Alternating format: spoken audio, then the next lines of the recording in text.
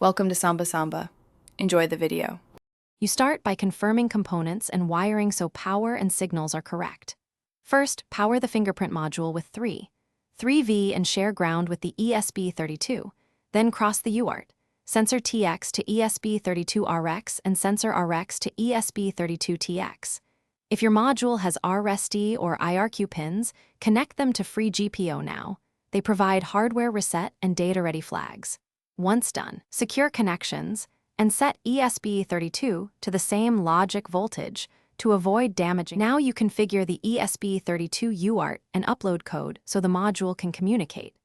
Install a trusted fingerprint library, then in your sketch assign serial 1 to the chosen TX/RX pins and set baud to the sensor's default, often 57,600.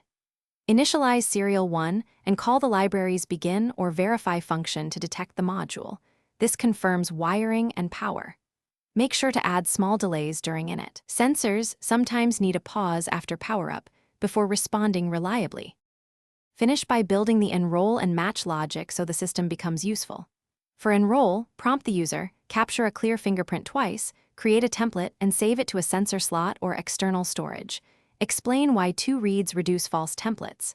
For match, capture once, convert, and call the library's search function against stored templates. If things fail, check baud rate, confirm cross-wiring and stable 3V power, and enable serial debug prints to isolate the problem quickly. Thanks for watching. Consider subscribing if we helped you.